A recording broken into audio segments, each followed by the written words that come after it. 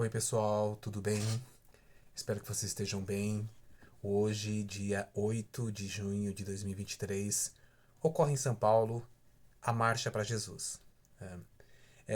A Marcha para Jesus é um evento, não sei se todos estão familiarizados, né? Mas é um evento que reúne, né, pessoas de diversas denominações cristãs evangélicas, né? Que saem à rua, nas ruas de São Paulo. Eu estou falando de São Paulo, acontece em outros estados, até em outros países, mas vou focar aqui na nossa visão em São Paulo, né? E saem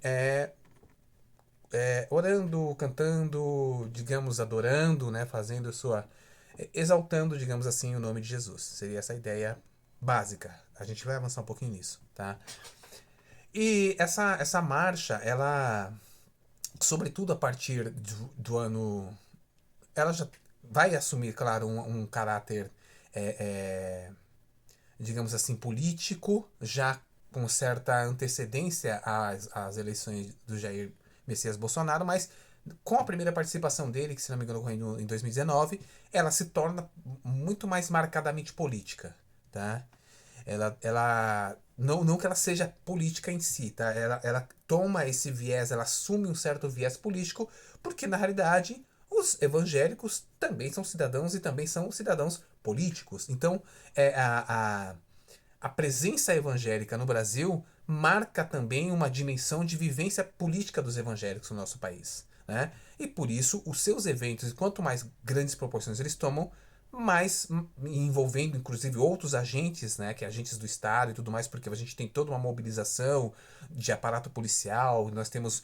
Então, tudo isso é necessário a gente entender que está inserido no escopo da vida da sociedade democrática, que influi, de certa forma, também no âmbito político. Mas não é só isso. Eles também são eleitores, eles também têm seus representantes, a sua bancada, a bancada evangélica, tá? Que não representa todos os evangélicos, mas representa, mas identifica-se com muitos dos elementos de fé, de concepção moral dos evangélicos, assim como que uma grande maioria, né, digamos assim, né? E, e dessa forma, ela se torna um evento que é religioso, mas também é um evento social. Eu estava assistindo agora há pouco a Mônica Bergamo, comentarista do UOL, né? Conversando ali com a Fabiola Cidral, conversando com o Thales Faria, isso foi ontem, né? E ela falando que foi feito um convite para o Lula, para ele participar da Marcha para Jesus, ele recusou, né? Mas mandou ali a sua ministra, a Benedita da Silva, mandou mais um outro representante que eu não lembro agora quem, mandou que estiver, designou, digamos assim, destacou, né, que mandou, designou, destacou para que eles estivessem representando ele ali, né? E ela falou assim, né, ela deu várias razões, uma das quais que ela, das justificativas que a Mônica apresenta é que é o fato de que a Marcha para Jesus é um evento religioso. Embora ela disse, embora o Lula seja um homem muito religioso, participe muito da liturgia católica e tudo mais, ele não é de fazer essa mistura tão intensa entre a religião e a política, ele é muito mais reservado nesse sentido, e como é um evento marcadamente religioso, ele preferiu não estar. Bom, essa é uma questão à parte, eu não quero entrar nos méritos da questão, eu acho que uma posição que foi muito bem apresentada pela Mônica Bergamo, mas há uma coisa que a gente tem que considerar. A Marcha para Jesus não é apenas um evento religioso. Ela também é um evento social, também é um evento que, sobretudo, a partir de uns, pelo menos uns, vamos dizer aí, uns 4 anos, né? Que foi a primeira participação de um presidente, que era o Bolsonaro, na Marcha para Jesus, eu acho que você tem, então, agora também um viés político muito forte. Lembrando que aqueles que ali caminham, aqueles que ali marcham, também são é, é, é, atores políticos, né? Posto que exercitam a sua cidadania numa vivência numa sociedade política, numa sociedade democrática. Esse é um aspecto. Mas, para além disso, né, a Marcha para Jesus, como fenômeno religioso, ela não encontra, digamos assim, apesar de ser muito forte, de terem outras denominações, a denominação central, o grupo central, que, num certo sentido, administra a Marcha para Jesus, que é detentor, inclusive, da marca, né, Marcha para Jesus, é a Igreja Renascer em Cristo, do apóstolo Estevão Hernandes e da bispa Sônia Hernandes. E embora envolvam outros cristãos, outros representantes de outras denominações e grupos cristãos, né, e outros inclusive organizam em outros estados, né, ela não é uma realização concorde por parte de todos os cristãos. Eu vou fazer uma coisa que eu não costumo fazer. Eu, por exemplo, estive, né, membro de denominações cristãs, de grupos cristãos, né, como membro realmente ativo, participativo, atuando inclusive na área missiológica, por cerca de pelo menos 20 anos. Né? Tô chutando por aí. Embora, e em todo esse meu período, nunca participei de uma marcha para Jesus. Por quê? E agora eu vou dar minha justificativa. Isso não é mérito e nem demérito, tá, pessoal? Eu acho que a participação é uma coisa, é uma decisão livre de cada pessoa, de cada um que se crê, discípulo de Cristo e tudo mais. Eu acho que isso é uma coisa que vai de cada pessoa. Mas uma dos aspectos que me levam a não ver fundamentação para a realização dessa marcha já se inicia pelos seus princípios de fundamentação teológica. Quando a gente pensa que a marcha para Jesus ela está calcada, ela está fundada num terreno muito questionável no que tange a compreensão teológica das Escrituras e do que é a vivência cristã.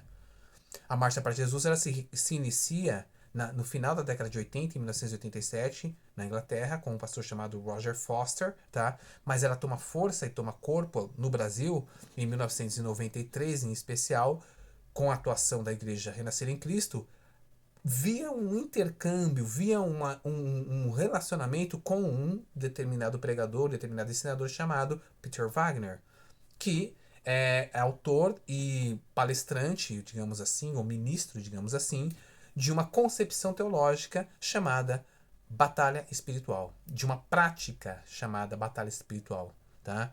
Essa prática chamada batalha espiritual se alicerça em concepções teológicas que são muito questionáveis quando colocadas diante do corpo de pensamento, daquilo que se extrai ao longo dos séculos da leitura hermenêutica, exegética e teológica da Bíblia cristã. Tá? Originalmente, a ideia da Marcha para Jesus era que as pessoas marchando, eles tomam como um modelo, até usam até como referência lá, Josué marchando com soldados para conquistar Jericó. Então perceba-se que o tom da Marcha para Jesus, originalmente falando, é um tom de beligerância, é um tom de combate. A marcha é um exercício militar. Militar no sentido de batalha espiritual. Então, os cristãos que ali estão participando, semelhante aos soldados de Israel, encabeçados por Josué, e Josué, na tipologia bíblica, é um tipo de Cristo, encabeçaria essa marcha num enfrentamento das hostes demoníacas que, de certa forma, teriam tomado posse, teriam dominado a terra. Tá? Tudo isso calcado, tudo isso numa visão teológica que entende uma espécie de relação contratualista entre Deus e o demônio. E na medida em que o humano aceita a palavra do demônio, segundo essa narrativa, tá? Ele outorga então uma autoridade que lhe havia sido confiada por Deus no Éden para o demônio. E o demônio estabelece as suas hostes espirituais em territórios da terra. Então, a terra estaria dividida em diversos territórios e esses espíritos territoriais teriam que ser expulsos, teriam que ser vencidos através de uma fala autoritativa do cristão, que eles chamam de uma palavra rema, uma palavra fazem uma distinção entre rema e logos, tá? E eles dizem que a rema é uma palavra com uma certa eficácia de poder, uma concretização da palavra de Deus, da palavra falada pelo cristão, que é a palavra de Deus falada pelo cristão. Então ele declara o poder de Jesus em cada território, em cada rua que ele passasse marchando, para que ali quebrasse a maldição daquele espírito territorial que ali dominasse. Critérios para compreender isso no sentido prático. Como é que você sabe que tem demônios? Como é que você sabe? Você avalia, você reconhece esse território pelo tipo de ação que ocorre nesse território. Esse é um dos critérios. Então você percebe, por exemplo, uma região, você está andando pelas ruas da Cracolândia. Então ali na mentalidade existem uns demônios ou demônios, hostes demoníacas encabeçados por um demônio X, que seria aquele que conduz as pessoas ao vício das drogas, por exemplo. Tá? Essa é uma perspectiva. E assim por diante. E dessa forma, práticas, e isso eu não estou inventando isso, tá? Isso são coisas que estão presentes nos manuais de batalha espiritual. Práticas, por exemplo, de religiões que não sejam religiões cristãs, estão atreladas ao que eles compreendem como uma idolatria, então, portanto, são demonizadas as outras religiões. Então, um lugar que tenha, por exemplo, religiões digamos, que divergem, que são diferentes da religião cristã, muito provavelmente se é afirmado que aquilo ali é uma ação demoníaca que conduz as pessoas para longe da revelação bíblica. Olha só o olhar. Dessa forma, é necessário então quebrar também a maldição territorial daquele lugar, expulsando os demônios e declarando o nome de Jesus e a sua soberania sobre aquele lugar.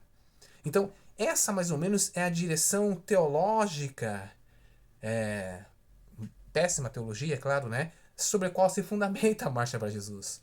Claro que se você falar hoje isso para muitas pessoas que participam da marcha, muitas delas não conhecem essa fundamentação teológica, né? Muitas, inclusive os mais jovens, né, que participam, para eles é muito mais uma festividade, vamos exaltar o nome do Senhor, vamos glorificar, vamos tal. É muito mais um festejo do que na realidade o que originalmente ela se propunha.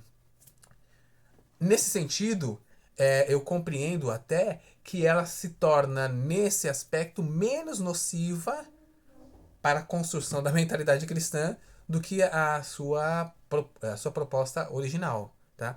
Embora eu ainda veja problemas nela, exatamente pelo fato dessa politização que ela vai assumindo à medida em que ela avança. Por exemplo, estamos vendo que hoje uma das presenças mais esperadas, já que o presidente Lula não vai comparecer, ele também não comparecerá, o Bolsonaro e a ex-primeira-dama Michele, né? Então, uma das presenças mais esperadas seria a presença do governador do estado de São Paulo, Tarcísio Freitas, né?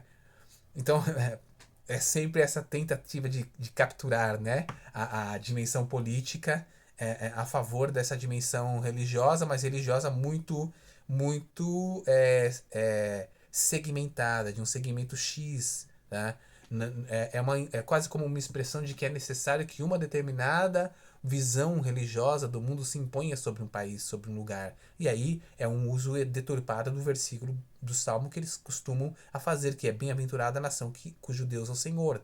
Então, ou seja, mas qual Senhor? Esse versículo é usado com o mesmo teor que era usado, por exemplo, a frase do Bolsonaro, Deus acima de todos, né? É, por quê? Porque você pergunta qual é esse Senhor? É o Senhor que reflete exatamente a concepção ou a visão de fé religiosa desses grupos que a cada vez mais se impõem com uma certa visão triunfalista da sua presença na sociedade. E que, por uma pauta orientada naquilo que eles creem, buscam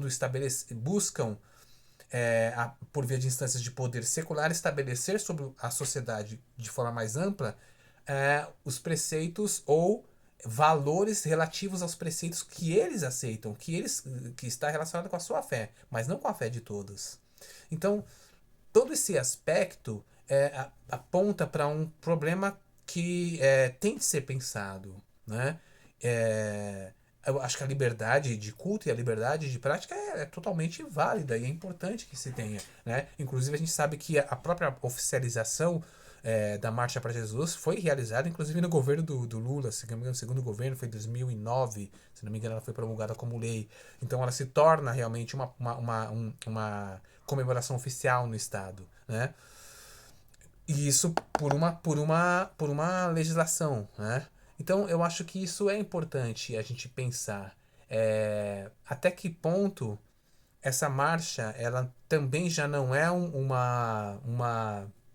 digamos assim, uma expressão, né, dessa visão triunfalista de um evangelicalismo que está muito mais preocupado em demonstrar o seu poderio, em demonstrar a sua afirmação perante a sociedade, do que realmente de uma ação de transformação da sociedade no sentido de positivo, digamos, no sentido positivo que eu digo assim, de prática do amor para com o outro.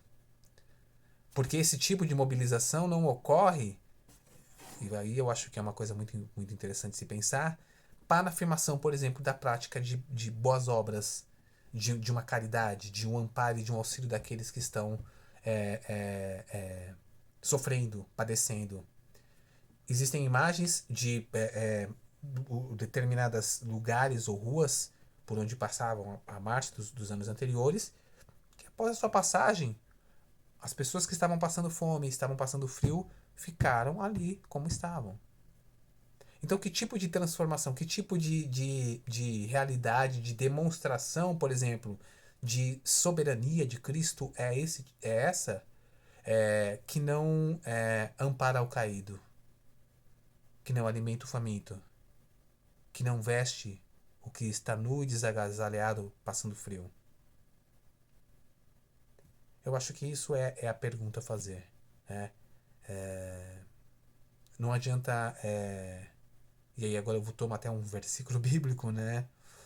Não adianta você ganhar milhões de seguidores, digamos assim, e influência e poder estatal, mas perder no amor. Né? O amor é uma expressão que ela tem que ser prática também, né? Não apenas de festejo. Não que eu seja contra o festejo, acho que cada um tem o direito de festejar, né? Mas e o amor? Então isso é uma coisa que eu acho que a gente tem que trazer a pensar, né? Até que ponto esse tipo de teologia, de prática, fundamentada numa teologia muito problemática, inclusive a sua relação, a teologia da batalha espiritual, ela deita raízes na teologia da prosperidade, que é uma teologia muito pregada por esses grupos organizadores da marcha, por os primeiros organizadores e por outros atrelados a ele, tá? Que é uma chamada também confissão positiva, e que muitos males trouxeram e tem trazido para a igreja cristã no Brasil e no mundo, tá? Mas eu estou pensando no nosso cenário, tá bom? Então é isso que eu queria pensar com vocês. E vou fazer uma coisa que eu nunca faço, eu sempre esqueço de fazer. Acho até porque para mim é tão natural estar falando e sem fazer isso, mas dizer para você que se você gostou do vídeo, para você curtir, para você se inscrever no canal e compartilhar com outras pessoas, dialogar sobre isso, comenta também, tá bom? Um beijo para vocês, fiquem bem.